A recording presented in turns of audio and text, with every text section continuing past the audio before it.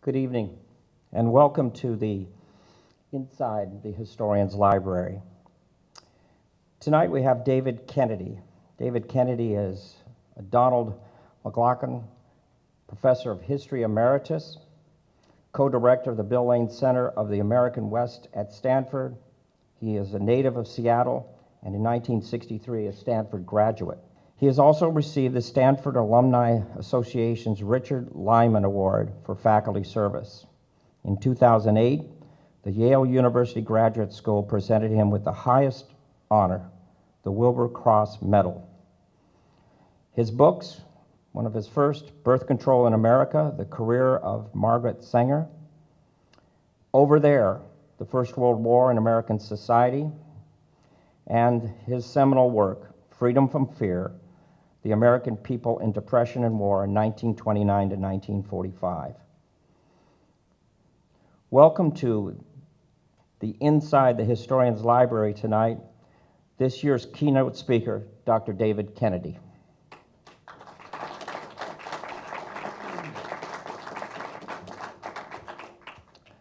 So David, just get comfortable and pull that microphone up. This about right? That's about right.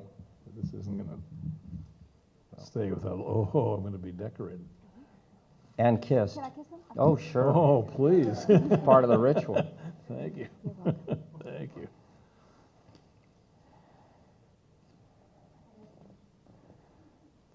David, we're going to pose a few questions to you as the lights come down low here in the library.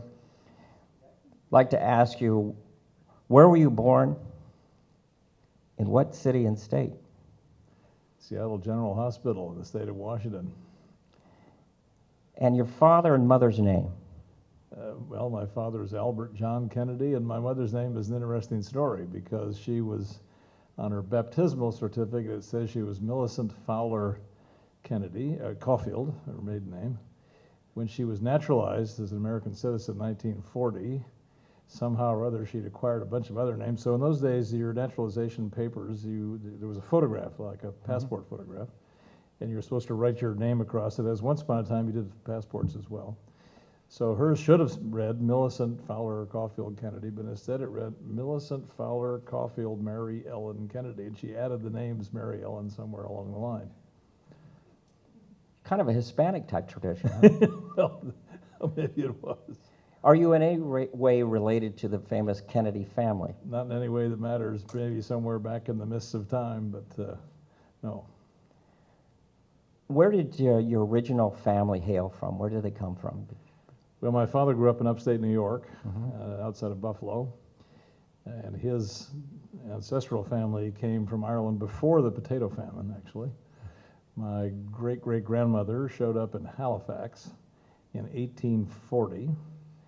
She was 30 years old, and she had a 16-year-old son in tow and no husband, and we think, nobody knows this for sure, but our surmise is that she had a illegitimate child and was shamed out of her village somewhere in Ireland and given a one-way ticket to the New World, and she and the boy walked from Halifax to Brooklyn and established the family in the United States. So we began in the United States as bastards.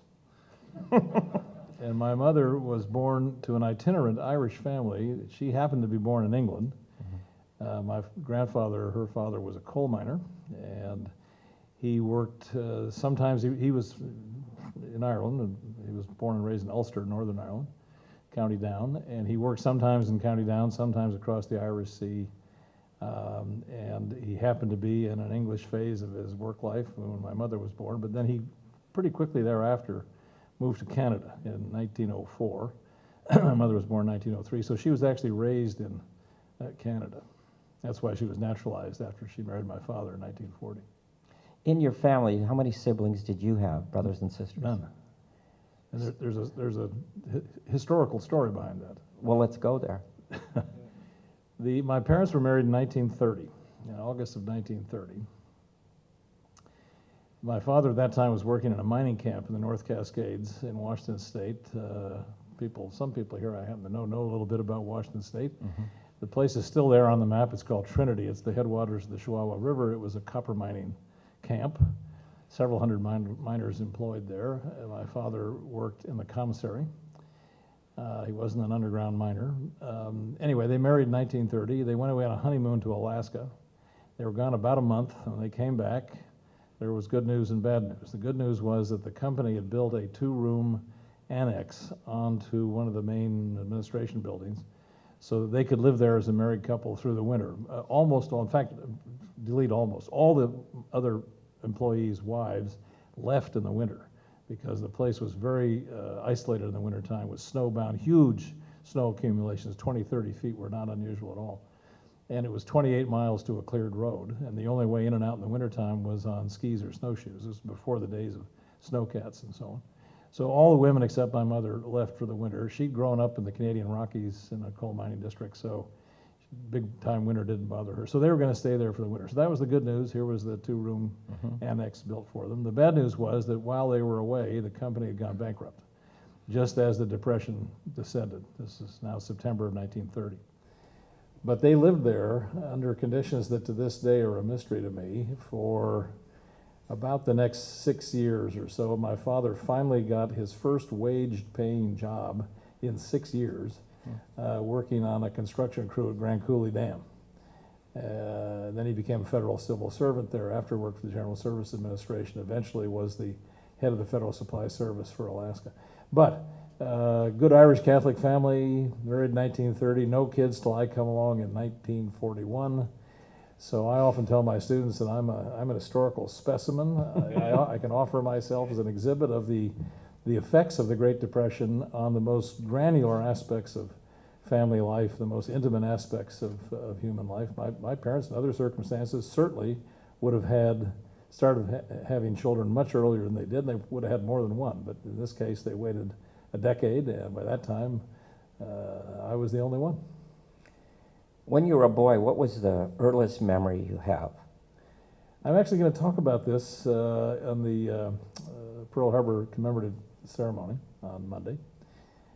The earliest memory that I have that I can actually date to a real historical event, so I know when it was, and not just one of these shards of memory that we all have from our earliest childhood, was VJ Day, August 15th, 1945. So I was I was a 4-year-old boy in Seattle, and I can remember all the sirens and bells and noisemakers in the city went off. And we lived at that time in what's called the University District in Seattle, and there was a busy so-called arterial street just across the alley from our house. And there was a fire station about 2 blocks up the road. And I kept thinking all this noise meant there was a fire, and if I could go over there across the alley, I could see the fire trucks going back and forth. And of course, there weren't any fire trucks. It was just the noise because celebrating the end of the war. And I remember my father coming to get me more than once. I wandered over there more than once. I didn't know what was going on. I kept wanting to see the fire trucks and telling me it's not a fire, it's the end of the war. And that is the first childhood memory that I can actually date to a specific time and place. It seems that some of these events are going to shape a book to come. Well, I've long thought of writing something about my parents' life, especially in that phase of their life, that first decade or so of their life, because I've always been, since the time I was a little kid, very charmed with the particular place where this mining camp is. It's at the south end of what's now the Glacier Peak Wilderness area. It's a very beautiful part of the North Cascades, and as soon as I was old enough to transport myself there as a kid, and I was old enough to drive, I was up there every weekend when the weather permitted, and hiking and fishing and exploring and so on. And it's just, there's a mystique about that place and the failure of this mining enterprise and the beauty of the environment around it that it has fascinated me all my life. So you're absolutely right. There may be a book in there somewhere. Did you have pets? I had a few dogs along the way, yeah. Any particular names? Well, one I remember was named Skookumchuck, which in Salish Indian means good food. I don't think I knew that when I named the dog that. Yeah, but I had 2 or 3 dogs. The one I remember best is Skookumchuck. What was your favorite game as a child? Oh, almost certainly baseball. Did you continue that love? No, I played through grade school, a little bit into high school, but I played, I still played, and I played with my kids when they came along, but didn't play any competitive baseball after about age 15 or 16. When you were in high school, what sports did you play? Baseball and basketball. But everybody else kept growing, and I didn't at a certain stage, and I kind of heighted myself out of the basketball market. Favorite teacher? Well, I had a lot. I went to a Jesuit boys' school in Seattle. It was all boys at that time. It's no longer all boys. And anybody who's been through that Jesuit educational system will know that a lot of the instructors, teachers at that stage of the game were what in the Jesuit language or parlance are called scholastics. They're young men on their way to ordination, not yet ordained as priests. We called them Mister, as distinguished from father. But they were only about a decade older than we were. They were in their 20s. So they were all like big brothers, more than aloof teachers. And it was a very different bond or relationship between us young boys and the scholastics or the misters, the younger teachers that we had. So I had several who were quite, they became quite good friends, lifelong friends actually, and they were quite inspirational teachers. And there's something about the mystique of a Jesuit education which kind of makes a mark on your soul and never leaves you. Try Franciscan one. Okay, that's what you know. We could after. So, favorite subjects? Well, at that stage of the game, math and science were clearly my favorite subjects. Like many young people in this country, I was very badly instructed in history, which became my life's work later. And this was the Sputnik era, about the time I was coming of age. There was enormous propaganda, as many people will remember, about how the country needed engineers. And in my childish way, I thought my maternal grandfather was a mining engineer. He was not. He was a hard rock miner and eventually the superintendent of one shaft in the Crow's Nest Pass mining area on the BC-Alberta border. But somehow in the mythology of my family, I thought he was a mining engineer, so I decided I wanted to become an engineer of some kind, maybe a mining engineer. So I went off to Stanford to study engineering and pretty quickly got deflected from mining engineering to electrical engineering. And that lasted about 2 years, and then I took some history courses, and the rest, as they say, is history. First girlfriend? Oh, we're not going to go there. I tried.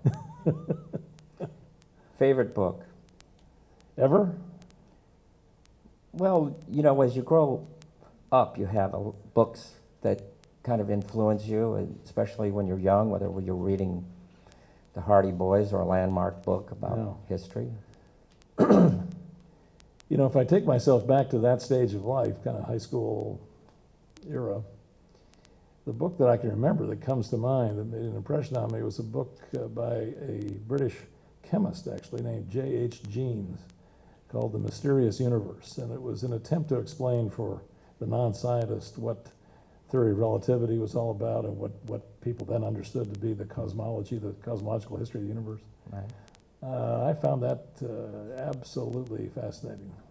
Same era, favorite movie? Well, again, what comes to mind pretty quickly is Rebel Without a Cause. James Dean fan? You bet, yeah. He was everybody's hero. You were kind of hedging on it as, hedging probably not the right word, but you were hinting. When did you fall in love with history?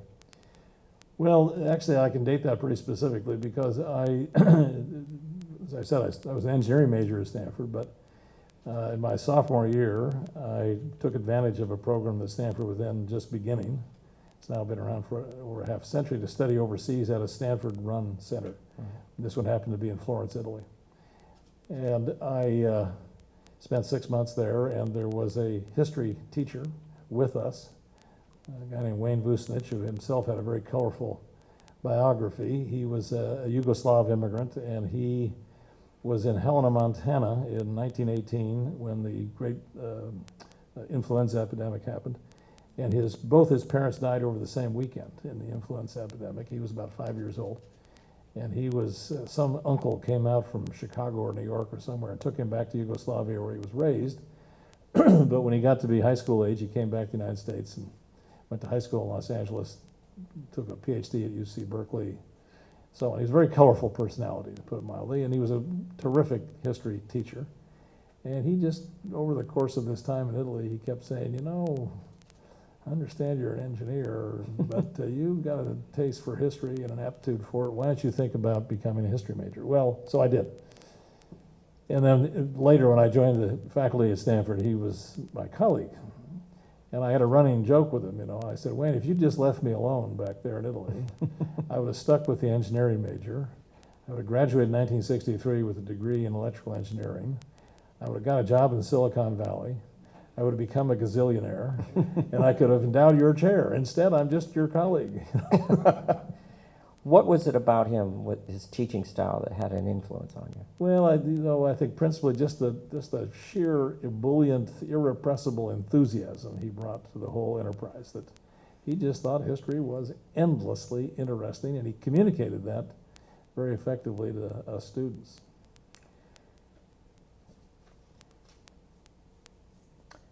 You've been a teacher for a great part of your life. 48 years. What was the upside of that, and what was the downside of that? Well, I can answer the downside part easily. Reading papers. And I think any instructor who's honest will tell you that is the least enjoyable part of the enterprise. Now, some papers, mind you, are enjoyable to read, but they're kind of rare. Because usually you're working with people who are just learning to write cogently and effectively, and there's a lot of editorial work that has to go into that, and it's very labor intensive. And you're not, in a sense, this isn't entirely or 100% true, but it's most of the time, you're not learning anything. The students are writing about topics that you already know about quite deeply. Right. So it's the least satisfying part of the enterprise. The most satisfying part, I suppose, is just the inverse of that. It's seeing students grow under your hand, as it were, under your tutelage, and becoming themselves analytic thinkers and become better informed, better able to communicate, both in writing and orally. And when that happens, it's wondrous to behold, and it's very satisfying. Tell us about writing your first book. Well, my first book was my dissertation, and you mentioned it in the introduction. It was later published as a book entitled Birth Control in America, The Career of Margaret Sanger. Again, for reasons that had to do with the fact that I had studied in Italy, I could speak and read pretty passable Italian, which was at that stage of the game a kind of a little bit of an unusual asset. So I thought I would somehow or other realize the value of that asset by writing something for my doctoral dissertation about Italian immigration. And I dreamt up this great project where I was going to compare the impact or the effect or the consequences of Italian immigration to New York City and Buenos Aires, where there's a big Italian immigration flow. Well, for a variety of reasons that are too complicated to recollect here, that didn't work out. And I was casting around for some other topic. And I remember I had a conversation with a wonderful economic historian by the name of William Parker, who was then at Yale, now long deceased. And he said, well, okay, you're getting kind of desperate here, Kennedy, for a topic. It's about time you came up with something. And you're not going to do this immigration thing. But what is it that got you thinking about the immigration topic in the first place? Well, the short answer was because I thought I could take advantage of Italian and I could go live in Argentina for a while. And that'd be pretty interesting. But I had to come up with a little bit better answer. So I said, well, Professor Parker, I suppose the deeper subject here is something that's characteristic about our society over time that I want to understand at a granular level, about how certain people, groups, communities, whatever, make their way from the periphery into the mainstream of our national life. They get assimilated, is the usual term. Now, this was 1965 when we're having this conversation. And he said, well, how about women? Well, the second wave feminist movement was just beginning to really gather momentum. And I'd never thought of women in this context or this framework before. But I said, well, yeah, that's pretty interesting. So I went off and thought about it for a while and thought, well, yeah, maybe something's happening in the culture. Betty Friedan's Feminine Mystique had just been published, and there was beginning to be articulate stuff out there in the culture about this. So I thought, well, yeah, maybe this might actually be interesting. And then the question was, well, how to get a handle on it? What was the avenue of entry or the point of entry into this big subject. And the way graduate training works is when you start asking those kinds of questions, you immediately follow up with, well, where are some archival resources that haven't been thoroughly exploited? And it turns out, just at that time, I learned that Margaret Sanger's papers had been deposited at the Library of Congress. So I went down for 2 or 3 weeks to Washington, D.C., to this kind of exploratory trip, looking at her material, and it turned out to be pretty darn interesting. So I committed to that topic. It was interesting, not least of all, because it turned out that the subject had layers and dimensions that I hadn't really anticipated going in. It had to do with not only the history of gender and sexuality and women, but also religion and politics and medicine. I mean, all kinds of things fed into this. So I had a good friend who then was working for what was at that time called the Bureau of the Budget. It's what evolved into the Office of Management and Budget. And he had a place in a little apartment, and he shared with some other guys in Georgetown. So I made myself about a 5 or 6 month long guest on his couch, and spent every day at the Library of Congress going through these papers and gathering all the data for what was to become the dissertation. I backtrack a little bit. In order to get access to the papers, I had to get the approval of the Sanger family. Margaret Sanger was still alive. One of her 2 sons was then a doctor at Columbia Presbyterian Hospital in New York. So I went down by arrangement, had lunch with him one day, and he gave me his blessing and said, okay, I'll give you written permission to go into my mother's papers. So I did, and I spent that 6 months or so down there. And one day I received a letter from the head of the manuscripts division at the Library of Congress, and it said, Dr. Sanger, Grant Sanger, the guy that I talked to, has just withdrawn your permission to do any further research in these papers. Well, this put my whole dissertation project at pretty serious risk, because I was not finished with going through the archive.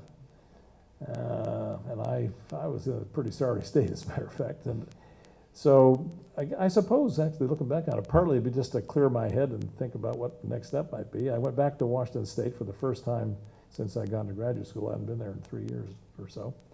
Took a long hike in the Glacier Peak Wilderness area with a friend.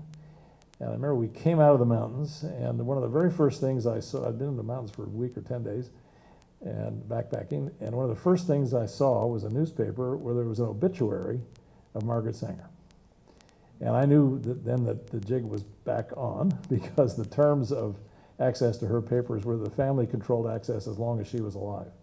So I got a hold of the manuscripts division. I said, I think I know what this means. Can I come back? And they said, yes, absolutely. And so I finished the project.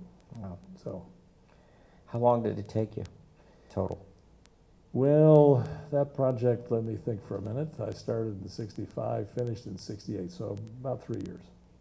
And for almost all that time, I had nothing else on my plate. I can remember my doctoral advisor saying, Kennedy, you'll never, ever, ever in your life be in this situation again where you have nothing else to do but write a dissertation. It's going to come a day when you're teaching, you're going to have a wife, you're going to have kids, and all the other responsibilities go with it. Take advantage of this.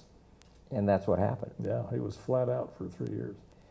Let's talk about the book that brought David Kennedy right into the forefront of not only scholars, but the American public. How did you come about that idea to write Freedom from Fear? Well, I wrote another book, the title of which you slightly mangled. I did. And you're not the first to do it. I know. It's called Over Here, not Over That's There. right, Over There. But to repeat, you're not the first person to Okay. get that reversed. Makes me feel better. It's supposed to be a riff on the old song about Yes. Over There, of course, because the book is about what happened here at home during the war.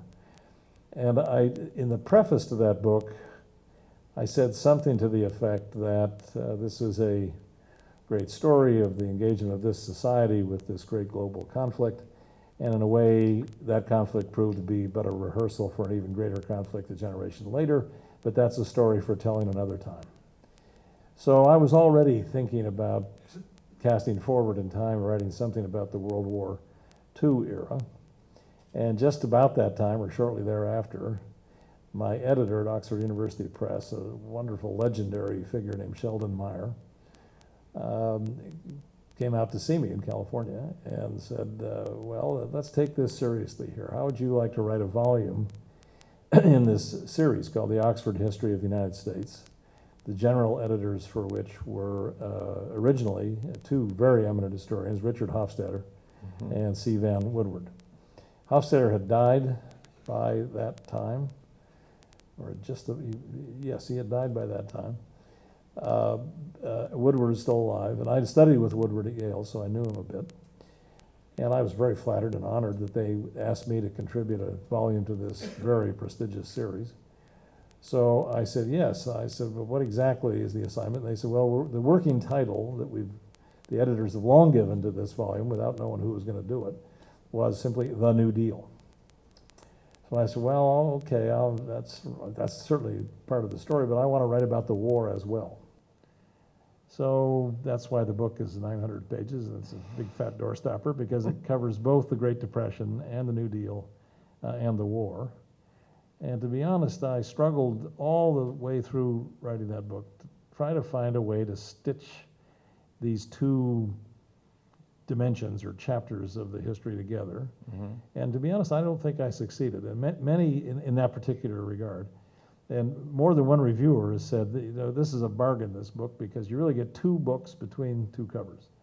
One book is about the Great Depression and the New Deal, and the second book is about World War II. But there is a historical reflection of those events, is there not? Well, yes, but again, to repeat, I never found the architectural formula to make it as seamless a narrative as I'd hoped to do. So there really is an inflection point where the analysis, the discussion of Depression and New Deal ends, and then we get into the story of the war. So I'll tell you another anecdote that illustrates the way this problem nagged at me. In 1995-96, I was the Harmsworth Professor of American History at Oxford University. Professorship set up after World War I, a kind of hands across the sea thing, and every year they bring an American historian to teach Oxford students for 1 year a bit of American history. So I just arrived there. I'd only been there a month or two, and I went to some event, if I remember correctly, at Wolfson College. Anyway, the event was the inaugural lecture in a series that was named for the great Oxford scholar Isaiah Berlin, great philosopher and historian of ideas, and again, one of the great world personalities of the mid part of the century especially. Knew everybody on both sides of the Atlantic. And I was introduced to him, and he was kind of this gnomic little figure by the time I met him, at least, a little short fellow. And, I was kind of awed to be in his presence at all, and we were introduced, and he said, you're that young man who's writing this new biography of Franklin Roosevelt. And I said, well, no, sir, Isaiah, actually, it's not a biography of Franklin Roosevelt, and it's a problem for me because the dates, the bracket dates for my book actually coincide almost precisely with his tenure in office. It actually starts in 1929, ends in 1945, so not quite. I said it's a problem because of the magnetic power of his personality. I'm writing, the history is not a biography, it's a history of the United States during this period, the American people in this period, but the power of his personality is so big, I said to Berlin, that I'm in danger of succumbing to that power and charm of his personality and willy-nilly making this a biography against my will and design. And he grabbed me by the arm with a rather strong grip, and he said, oh, my boy, succumb. And what he was saying, in effect, was that in his view, that Franklin Roosevelt was a sufficiently great and consequential historical figure that it would be quite legitimate and appropriate to tell the whole synthetic history of this period through the lens of his biography. That's an arguable proposition, but I didn't do it. But it's another way of, you might say, kind of get our heads around the design issue, the architectural issue of how to put this book together and not make it. If it were a biography, it'd be easy to sail from New Deal into World War II. But if it's a more general history, then that problem is a little different. Where did you draw your resources from? Well, lots and lots of places. In fact, you remind me, when the book was first published, I was at some author's event with Tobias Wolff. novelist. This Boy's Life, probably his most famous book, not least of all because it became a movie with Leonardo DiCaprio playing the young Tobias Wolff. But anyway, I had just met Toby. We were probably the first time I met him. We were on this platform together, and he brandished my book, and he said, you know, writing a novel is one thing, but look at this. He said the sources for this book alone would fill a warehouse. Well, actually, they'd fill more than one warehouse. But the fact is that I did relatively little on-the-ground archival work, a little bit, but not a lot, because by the time I came to write this, much of the archival material that was really essential was published. For example, Warren Kimball's 3-volume, wonderfully editorially curated collection of the correspondence between Churchill and Roosevelt. If I'd been writing 10 years earlier, I would have had to spend a lot of time both in the Public Records Office in England and in the Roosevelt Library in Hyde Park, excavating for myself all that correspondence, which would have been very laborious and time-consuming. But because Kimball had done all this work to pull it all together, and again, very well curated and edited material, I could rely on that. That saved me probably months and months of work that I would have had to do otherwise. And there were other things like that, where essential material had been gathered by other scholars and made available. So that was where the material comes from mostly. How long did it take?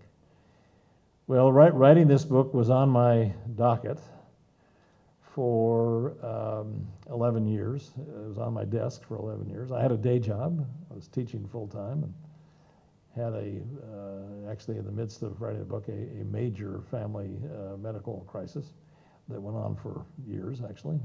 So I had other things to do. But from start to finish, from the time I agreed to write the book till the time it was published, 11 years. I've tried to calculate in my own head, if it were a full-time commitment and I had no distractions, what would it have been? And my estimate is roughly 4 years. What's your favorite time to write?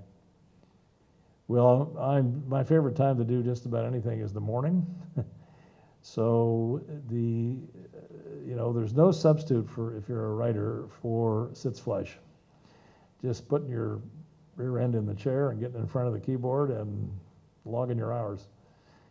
So my writing habit, lifelong habit, has been to get in front of the keyboard or the typewriter back in the day, first thing in the morning, sometimes even before breakfast. Usually I have something to eat, maybe a little coffee, and essentially not get up again until about noon, so 5 hours or so. And then I get dressed and to go out and do whatever I have to do for the rest of the day. Ever suffer writer's block? I think every writer who's honest with him or herself will cop to some writer's block. And at the retail level, or a kind of diurnal level of writer's block, I play a lot of solitaire and threw a lot of darts at dartboards. But there'd be other periods when maybe for a week or 2 or 3 on end, you just couldn't get the next sentence out. There are writer's tricks. Mm-hmm. That I learned. What's one of your tricks? Well, I learned one of them from my doctoral dissertation advisor, John Morton Blum. And he in turn claimed to have learned this from studying Ernest Hemingway. I don't think he learned it from Hemingway's mouth. And I'm not sure if this is actually attributable to Hemingway. But one trick was, when you end writing at the end of the day, or in my case, the end of the morning, end it with an unfinished sentence. You just don't complete the sentence.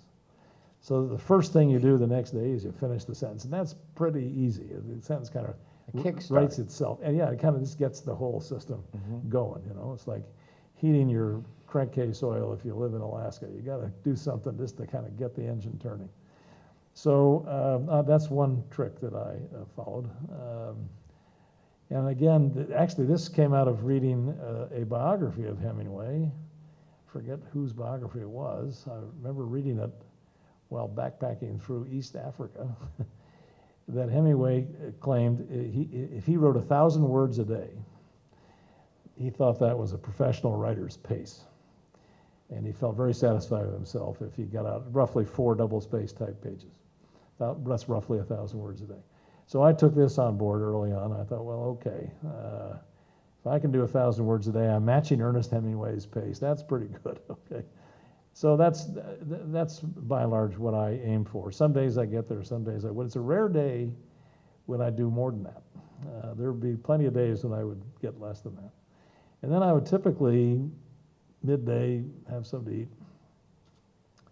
and circumstances permitting, go for a long run or a long bike ride, during which in my head I'd be rewriting the morning's stuff, and that'd be grist for the mill the next day.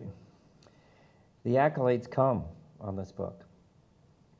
Did you anticipate that this book would have a success that would lead to the prize? No, and again, I think anybody in their right mind, proper sense of humility or whatever, doesn't write anticipating that their work's going to get this kind of recognition. But you would be getting feedback on this book from your publisher. Yeah, right? and it was all pretty good, but nobody said, hey, kid, you're on your way to a Pulitzer Prize. They just don't think that way. So I was actually telling somebody earlier today or yesterday, when the day comes when the prize is announced, and I much later, served on the Pulitzer board, so I got for 9 years, so I got familiar with the whole procedure. But the way the Pulitzer organization announces the prize, they just put out a press release on a given date. And they don't make direct contact with the recipients or anything else. It's just, they send a telegram, but by the time I did this, telegrams were a thing of the past. The telegram actually came by United States Postal Service about 2 weeks later. But no direct contact with the recipients. They just put out this press release, and then they let the media take over.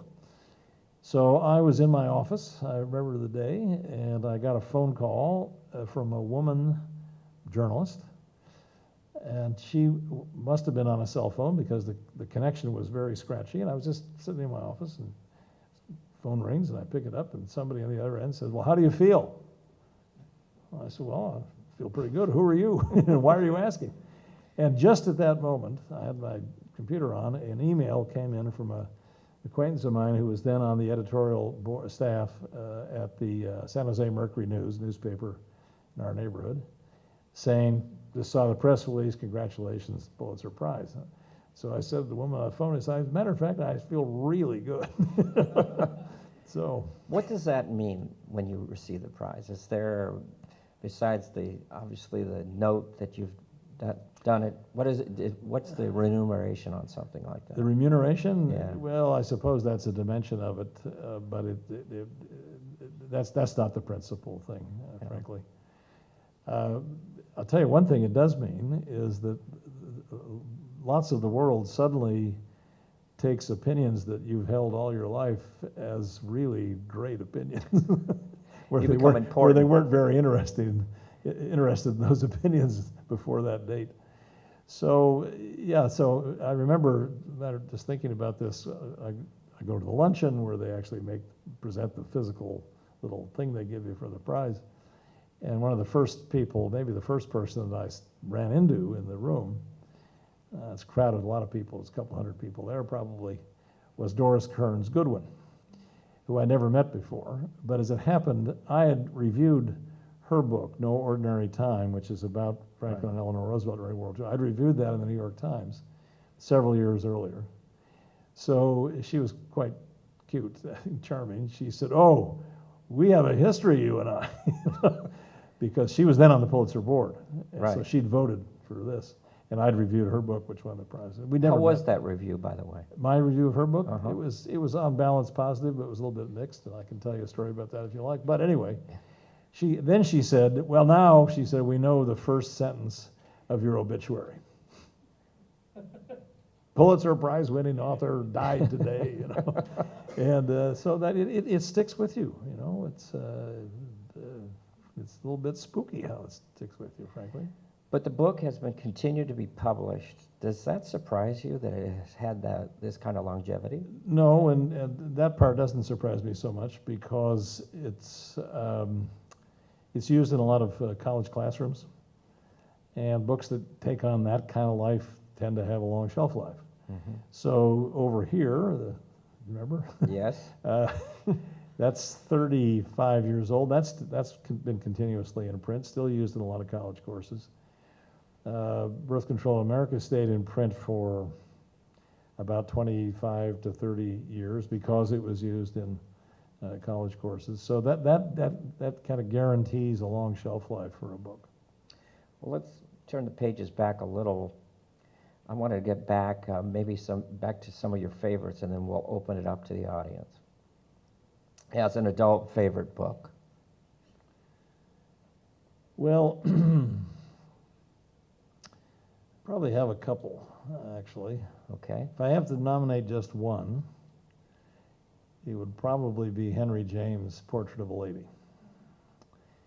But I frequently bracket that with a second title that doesn't usually get mentioned in the same breath as Henry James. It's Theodore Dreiser's Sister Carrie. They're written within about 20-some years of each other in the late 19th century. They're both about women. That's a little bit coincidental. Both of them, I think, are highly realistic novels in the sense that they give you a wonderful, deep sense of the psychology of the characters and the settings in which they're moving. But both of them, I think, especially Portrait of a Lady, but also Sister Carrie, I think can quite legitimately be read as metaphors or parables about the entire American condition. And at their deepest levels, they deal with these recurrent elements of our character as a people and the peculiar psychology of what it means to be an American. As Henry James once said, it is a complex fate to be an American. So they have to do with self-definition, self-renewal, sense of limitless possibility that so long was characteristic of our society and people in it. The whole mythology of the westward movement, go west, young man, grow up in the country, make yourself over. Great Gatsby is, in my view, I know I'm a minority here, but I think The Great Gatsby is a kind of adolescent version of this same thing. I think it's a lesser book by far than the ones I've just talked about, but they're all working the same vein about the peculiarities of the kind of psychological types and aspirations that our society historically has bred in people. Favorite historical movie? Well, that's a tough one. You remind me of something. This is maybe going to take us a little bit off track, but here's where my mind's going with this. I was on a fishing trip in Alaska several years ago. We flew into some interior lakes on the headwaters of, it turns out, is the Connecticut River. And you spend about a week or 10 days drifting out and fishing all the way out to the ocean. And we were a group of, I think, a dozen, if I remember. And at the last minute, 2 people in our group had to cancel. So we got up there to Anchorage, and the outfitter met us. This is by way of an answer to your question. It doesn't look like it, but... and he said, well, 2 of your guys are no-shows. He said, I've got these other 2 guys here who would like to join your group. I know you don't know them, and you all know each other. So it's perfectly okay with me if you say no. But we said, okay, sure. So they came over and introduced themselves. And it was a father and son. The father walks up and he said, hi, I'm Bob Altman. It was Robert Altman, the film director. Right. Most famous for MASH and then all kinds of other things.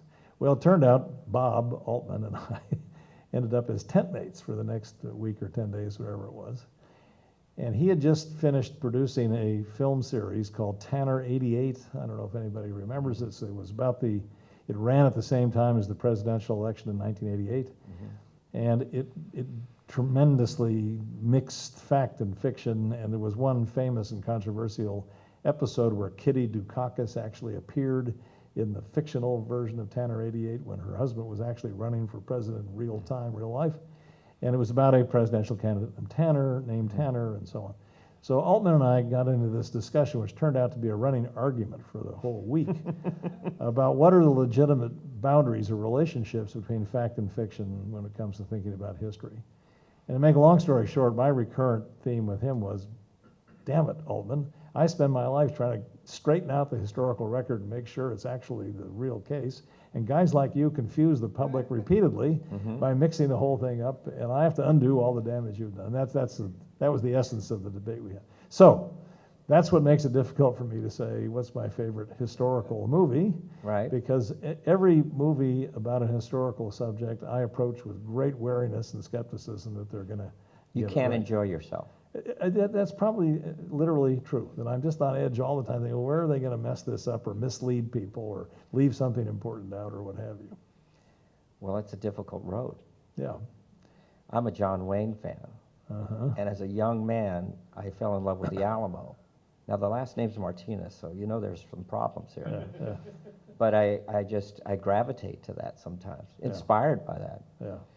Well, actually, okay, if you're going to push me, I am.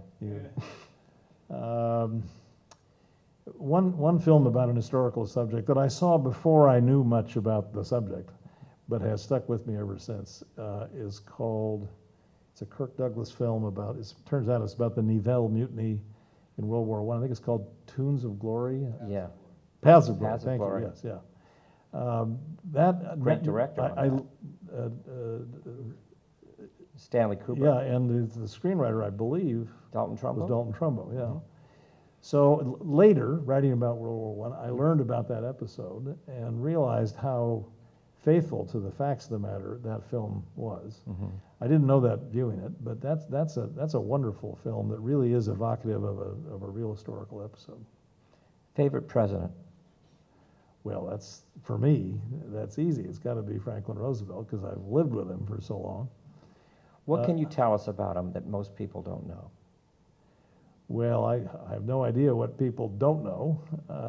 Generally, on FDR, I have found that there's people kind of believe in the symbol, but really don't know the man, because the man is complex, I think. Well, his longtime associate, Francis Perkins, who worked with him both in New York and then was his Secretary of Labor. The old joke was he kept her in labor for 12 years. She wrote there's a whole set of really first-rate memoir literature that comes out of that period. Right. And in fact, I've often thought somebody could write an interesting study comparing the memoir literature of the people around Franklin Roosevelt, both during the New Deal period and the war, with the memoir literature that comes out of later presidential administrations. My strong impression is that there's no comparison, that both in terms of literary quality and historical reliability, the memoir literature from that period is much better than anything since. Mm-hmm. Okay, so Francis Perkins wrote one of these memoirs. It's called The Roosevelt I Knew. Yes. It's a very good book, not least of all because it gives a lot of the inner history of the evolution of the Social Security Act, how it was drafted, mm-hmm. the expertise that was brought to bear in that. But she says flat out, she knew him well. And look at the title of the book, The Roosevelt I Knew. Mm-hmm. She said he was the most complicated human being I ever knew. Even she couldn't really fathom entirely what made him tick. So he's one of these great, compelling personalities without whom, if you somehow could extract him from the equation, the course of history would almost certainly be different. And historians, by temperament and certainly by training, are very reluctant to ever concede that any single individual really was that important in the great scheme of things. But in his case, go back to Isaiah Berlin, it's pretty hard to imagine the history of the 20th century unfolding the way it did if there had never been a Franklin Roosevelt. So, you know, a little more cogent answer maybe to your question is that there's these periodic surveys of historians. Every few years somebody will send out a questionnaire and ask historians to rank the presidents in terms of greatness. There are some people who always fall into the basement, and there's some who always are at the very top. And the two who very consistently are number 1 and 2 and have been for the last half century's worth of polling are Abraham Lincoln and Franklin Roosevelt. They're just, it's pretty hard to work your way around the fact that they were figures of immense historical consequence, and they were also, and I think not coincidentally, perplexingly complicated and unusual personalities. I mean, where did Abraham Lincoln acquire that fabulous rhetorical ability to do things like write the Gettysburg Address or the Second Inaugural or all the other things that he had to say? He had the most minimal education and a very wretched education by modern standards, and yet he could speak like the angels. You know, it's how did that happen? So, magic. Yeah. One of the things I'd like to just end on before we go to the questions from the audience.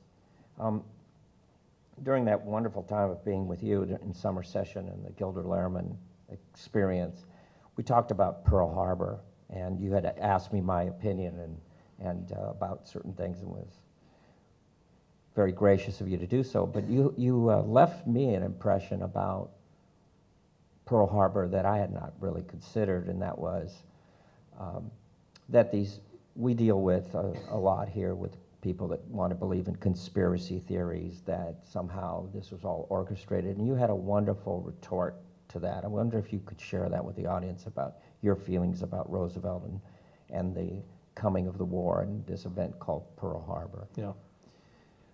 Well, as you well know, and I'm sure lots of people in this room know, there have been repeated allegations that Roosevelt conspired or plotted to expose the fleet in order to invite a Japanese attack, and he goaded the Japanese into attack as a way of finally overcoming isolationist sentiment and getting the United States into the war.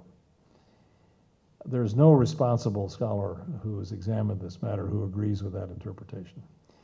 And much of the argument over the years has been about a lot of very granular, detailed things like, well, they did break radio silence, and my Uncle Jack, who was a radio operator in the Aleutians, heard them, and he told his superiors, and they suppressed the information. And I know, buddy, you might be an historian, but my Uncle Jack knew better than whoever. You hear a lot of that kind of stuff. And as I think I told you guys, or tried to convince you guys in that seminar, it's a mug's game to get into that argument, because the buffs will know this, or think they know this or that little detail that they think is Trump's. There's a bigger strategic architecture to that moment that I think is sufficient to scotch the idea that Roosevelt conspired or plotted to draw the Japanese into attack. And it is simply that there was a deep and considered, well thought out, grand strategic plan, at the level of grand strategy, worked out at the highest political and military levels, and negotiated with the British, who was anticipated would be at our side, or we at theirs. And it was called the Germany First strategy, or Hitler First strategy. And Roosevelt himself once said, he summed this whole thing up in a very, very terse way. He said, the defeat of Germany will mean the defeat of Japan. The defeat of Japan will not mean the defeat of Germany. And it was, among other things, a recognition that the so-called Axis alliance was an alliance of convenience. It was not really a deeply operational alliance the way the British, American, Russian, Soviet alliance was. So, and you might say resource allocation decisions followed from this very clearly and concretely. And in the grand plan, it was, and these war plans were drawn up with meticulous detail in the War Plans Division of the War Department well before Pearl Harbor, that in the event of two-ocean war, that's what we got into, that we would make 80% of the effort in the European theater and 20% in the Pacific theater. And we would fight only a defensive action in the Pacific, and we would guarantee no Japanese penetration beyond a mid-Pacific line that included Midway and Hawaii. But we would not attempt to go any further out in the Pacific because the main effort was in the Atlantic. So if you understand that as the absolute foundational, basic foundation stone of American grand strategy, then the argument makes itself. It's preposterous to think that Roosevelt would scramble that strategy by inviting a major war in the Pacific. The Pacific was not the war he wanted. To use a phrase that came into parlance later by, I think it was Omar Bradley said it about the Korean War, would be the wrong war in the wrong place, the wrong time, with the wrong enemy. So when Winston Churchill heard the news of the Pearl Harbor attack on the day, he writes in his memoirs this wonderful passage about, he said, I think I can almost quote it exactly. He says, so the United States was in the war up to the neck and into the death. That's right. England would live. I went to bed and slept the sleep of the saved and the thankful. It's a very misleading passage because, in fact, American entry into the war did serve one of Churchill's highest strategic purposes. So in that sense, the passage is accurate. I was wondering if there's been any more background information. Supposedly they had sub-bases with 10,000-mile long-range U-boats during World War I. And they had bases in Tsingtao, German Samoa, and we're trying to get a base in Baja California to bottle up the U.S. and the British fleets bring Mexico in on their side, like the telegram, the Zimmerman telegram. And if Mexico came in, that would get them out of the war. The Pacific strategy. Have you seen any research on that? I have to say, in all honesty, I don't know a thing about that. I'm a little bit skeptical that the German U-boats of that era had a 10,000-mile cruising range. That could be the case, but I'm a little wary of that assertion. But I know nothing about the particular episode that you've mentioned. I'm sorry. Next question, right there. Roosevelt, apparently, we put a lot of effort, a lot of money into the atomic bomb, as opposed to Japan, who treated it as a secondary kind of operation in their development. Can you comment on that for us? Yeah, and I'll tell you, what I know about this, I know principally from reading a book that I'll recommend to you if you're interested, by Richard Rhodes, called The Making of the Atomic Bomb, an absolutely fabulous history about this question. But there's a popular idea about there that it was only the Americans who were clever enough to come up with this idea, and that's just not accurate. The basic science is well understood. The engineering requirements and the fiscal and economic requirements to actually produce these things in quantity that would be sufficient to affect the course of the war, that was something else again. So in the last analysis, at the end of the day, retrospective judgment is that only the United States had the depth of industrial power and money and engineering talent and in quantities that were sufficient to bring this project to fruition in real time in the war.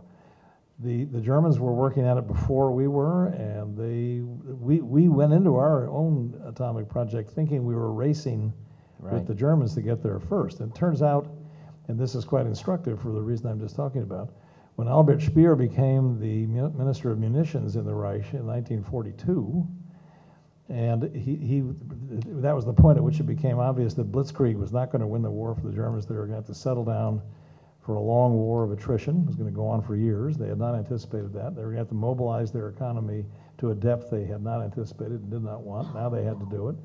So Speer takes over this effort to put Germany on the path of a deep, long-term mobilization. And one of the first things he does is he goes to Werner Heisenberg and the German atomic physicists and says, I understand you've got this project going here to build a bomb. How long is it going to take, and what resources do you need?